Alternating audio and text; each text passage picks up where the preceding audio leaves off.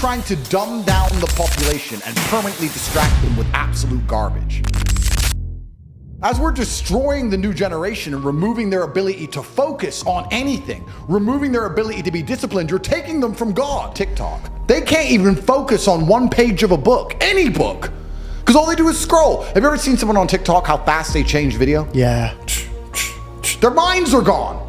You can't even sit them down and teach them anything. Whose world actually understands this? It's only the Western world, which has this very broken vocal minority. And these people always come to terms and learn that they were wrong as they were older. It's just unfortunate they have to learn the hardest possible way. Only if the man is the man of the house. Yeah. Be the man. But it's the family unit. Men and women are different, and they're supposed to work together and do different roles to come together and combine and become the most powerful force. If you destroy the roles, if they no longer combine, if they no longer fit together, everything's broken, which is what's happened in the West. They're mistaking leadership with detriment, and they're mistaking leadership with oppression. And it's such a psyop that they're doing, because they're coming along and saying to women, any man who says he's responsible for you and tries to guide you is oppressing you. And that's absolutely not the case. In fact, if you look at history, most of the time it was the father who guided the daughter until the daughter got married and their husband guided her. Always been. There's nothing wrong with that. And women come along and say, we don't need no men's guidance. We'll make our own decisions. Okay, that's fine. Well, let's look at the decisions you're making. Let's actually look at Western society, and let's look at these women without fathers, and let's look at these women who don't listen to no man. What decisions are they making? Are they good for them? Are they good for society? Are they good for anybody?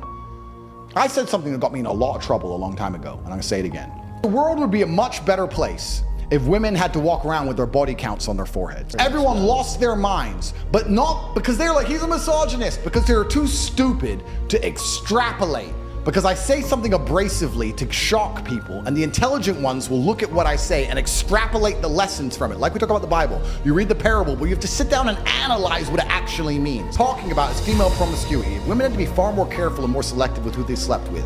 This would inspire masculine excellence now. You can't be a loser with a little bit of weed and get a chick over the house. You have to be a better version of a man. You have to be the kind of man who can provide for her if she gets pregnant, for her to even consider sleeping with you, because that number is going to go up and she's going to be judged for it.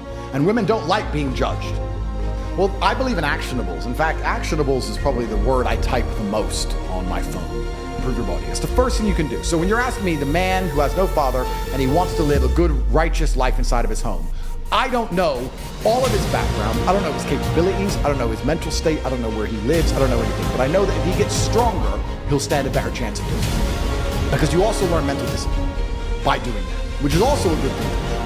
When I teach people saying, listen, you need to go become as rich as possible, the reason I'm doing that is not just so that you make money, which is the time and energy of other people. It's also all the lessons you'll learn along the way. You're gonna learn how to manage people, manage staff, manage stress. You're gonna learn how to talk confidently and go to meetings. You're gonna learn how to be organized and on time. You're gonna learn how to be punctual. You'll learn a bunch of things if you learn how to make money. So I say you need to go get as much money as possible and become as strong as possible, because I believe if you do those two things and start to succeed in them, you can extrapolate and take all of the lessons from those two things and apply it to anything, including a relationship. It takes discipline for a relationship. It takes commitment for a relationship. So if you're a disciplined person who always goes to the gym, if you're good at managing stress and controlling your temper from high pressure business meetings, both of those things will apply to your relationship and make you better at running a household. That men have always kept men accountable. You just talked about living in a house with 6 women and how it changed you. Imagine you lived with 6 warriors. Hey, maybe if I press A, actionable comes up. Because when someone tells me anything, my answer is actionable. So they come along and they say, Andrew, the Matrix is attacking you. They're deciding they're going to print a new story saying you've done X, Y, Z, and you're going to be accused of X, Y, Z, da-da-da. I don't like, oh my God, that's terrible. Why would they do that? Da-da.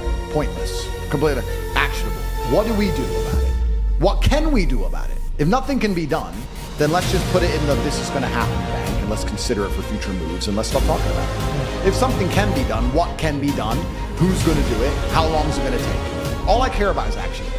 So when I talk to people at home, and I have all these young guys, I get thousands of emails a day, thousands of DMs a day. People go to my website, covertate.com, and message the live chat all day, every day looking for help. How do I sit and try and explain the very nuanced and complicated subjects of life and masculinity to 16-year-olds who I've never met in a nation that might be completely different to mine geographically, politically, and socially? And I believe you do that by giving them actionables, giving them things you can do. So I sit here and I say, and when I preach the things I preach, I want people to understand why I've chosen them. I don't think anyone's life will get worse if they train hard and get stronger. I don't see how your life can detriment from that. Maybe you could find some extreme scenario, but as a general rule to everybody, go gym, you're a weakling, go get strong. Very simple example of why I believe masculine empowerment is how we actually get closer to God and how we fix the fight we're in against the matrix. COVID was emotional arguments.